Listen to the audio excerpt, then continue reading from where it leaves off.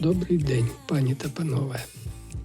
Сьогодні я вам покажу, що вже зроблено і як цим можна користуватись у системах Linux. Цим вже можна користуватись повноцінно. Оцінювати, звісно, вам. Але аби ні з чим не зрівнювати, аби нікого не образити, скажу, що я не очікував на таку якість звуку сам. На цьому все, більше хвастатись не буду. Посилання на мій блог, де ви зможете завантажити цей плеєр, буде в описі до відео. І так почнемо. Я навмисно розташував цей плеєр в окремій теці на стільниці, аби показати все, що я хочу вам показати. До речі, у тимчасовій теці знаходиться файл плеєра у форматі AppImage. Це двійковий файл, який ви можете розмістити у будь-якому зручному місці вашої файлової системи. Критикам розповсюдження двійкових файлів нагадаю рекомендації Лінуса Торвальдса створювати двійкові файли для уникнення проблем оновлення бібліотек системи Linux. Тим більше, що запускається він на вашій системі з правами користувача і не потребує прав root. А втім, якщо у вас принципи не користуватися невідомими бінарними програмами, то я вам нічого не нав'язую. Просто це буде вашим вибором. Отже, дивіться, при першому запуску програми плеєр запускається у мінімальному розмірі. Якщо ваша системна мова входить до переліку мов локалізації плеєра, то автоматично обирається мова вашої системи. Інакше плеєр буде запущений з англійською локалізацією. Також ви можете змінити мову у процесі роботи плеєра, натиснувши правою кнопкою миші по прямокутнику аналізатора спектру. Там зараз є 12 мов. Отже, як ви можете бачити, там є ще декілька пунктів поп-ап-меню. Деякі з них з призначеними прив'язаними гарячими сполученнями кнопок, з якими, я думаю, ви розберетесь просто. Інші меню знаходяться на еквалайзері і на списку треків. А ось що неочевидно, якщо над прямокутником аналізатора покрутити коліщатко миші, відбудеться ось що.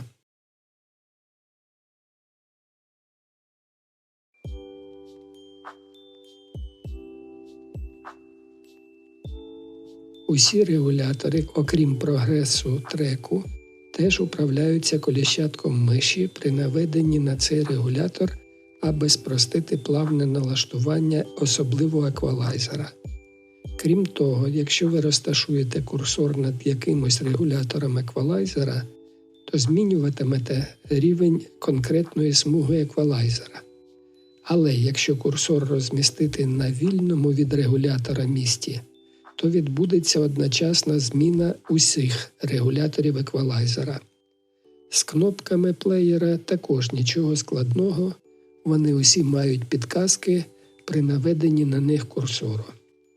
Додавання файлів відбувається кількома способами: натисканням на кнопку діалогу завантаження треків до списку, drag and drop, як теки з треками, так і окремих треків з цієї теки.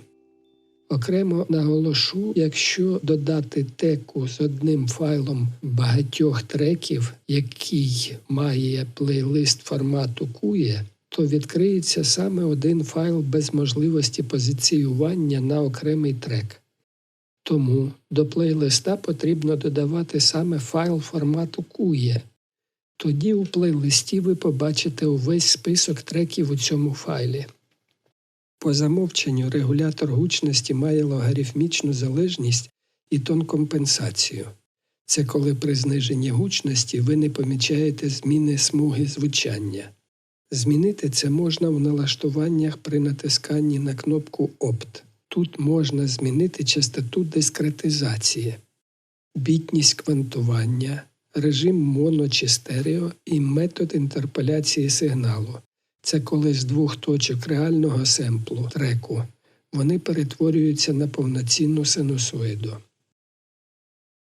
Якщо тут вибрати автоматичне відтворення, то при додаванні файлів вони будуть грати одразу після додавання, і якщо закрити плеєр при відтворенні, то при наступному запуску плеєра він почне відтворення треку з того місця, на якому його зупинили. Якщо позначити «Вимкнути аналізатор спектру», то аналізатор не буде задіяний і трохи зменшить навантаження на процесор. Кількість смуг ми розглянули вище. Яскравість – це зміна яскравості смуг аналізатора. Сховати еквалайзер – прибере еквалайзер у головному вікні плеєра. І останнє – вимикаємо або вмикаємо еквалайзер. Закрити вікно параметрів можна повторно натиснувши на кнопку «Опт». У нас залишилась кнопка FX – це панель звукових ефектів. Їх 4. Вімкнути кожен можна, відмітивши чекбокс у правому верхньому куту панелі ефекту.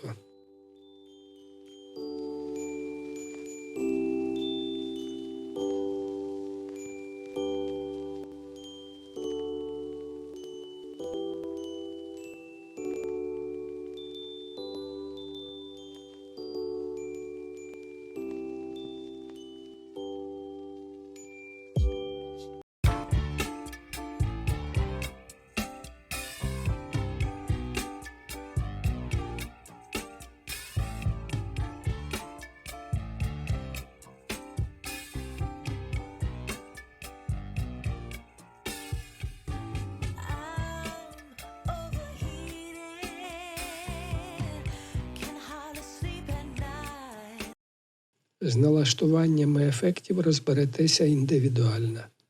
Ще трохи подробиць.